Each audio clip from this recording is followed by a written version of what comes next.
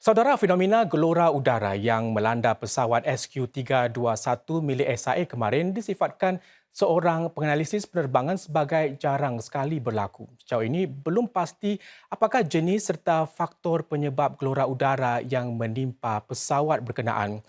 Namun, sejenis gelora udara berbahaya yang digelar clear air turbulence atau gelora udara terang boleh menimbulkan cabaran besar kepada penumpang. Kami kupas fenomena tersebut dalam laporan analisis berita berikut. Turbulence ini ada 4 kategori. Pertama adalah kategori eh, ringan, light turbulence. Light turbulence ini hanya agak tergoyang-goyang sedikit. Kemudian moderate, lebih kencang lagi. Kalau kita sedang minum, kita juga terlempar-lempar. Kita jalan juga sudah susah ya.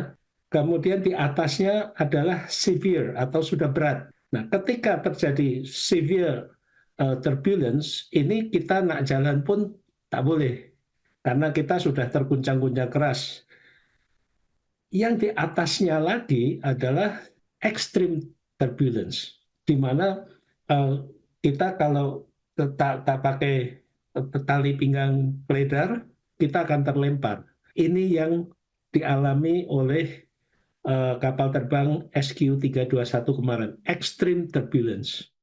Penerbangan Singapore Airlines SQ321 sedang melintasi lembangan Irrawaddy di Myanmar pada ketinggian 37,000 kaki apabila ia menempuh gelora udara ekstrim secara tiba-tiba. Kematian seorang penumpang dan kecederaan yang menimpa puluhan yang lain termasuk para anak kapal menyorok bahayanya gelora udara. Penganalisis penerbangan bebas Alvin Lee berkata, gelora udara ringan biasa berlaku di hampir setiap jalur penerbangan. Kebanyakannya dapat diramal lebih awal dan dielakkan. Namun yang paling bahaya dan tidak mungkin dapat dikesan adalah gelora udara terang.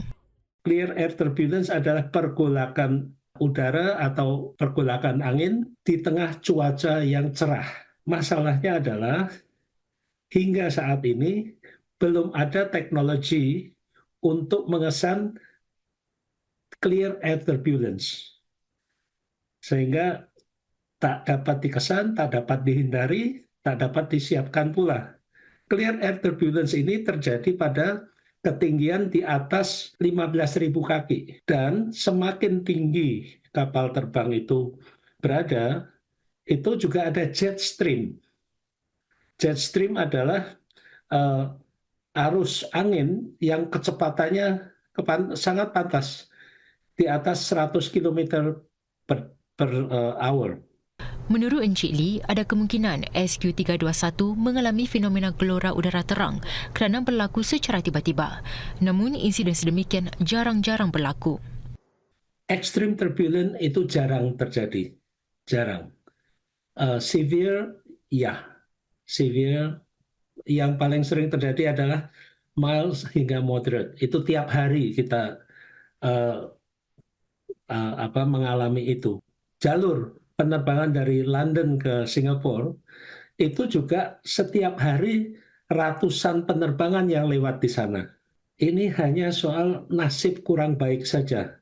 Kebetulan SQ321 melewati kawasan itu pada saat itu. Seandainya dia berada beberapa ribu feet dari tempat itu, atau dia berada di tempat itu beberapa menit setelah atau sebelum masa itu, tak ada masalah.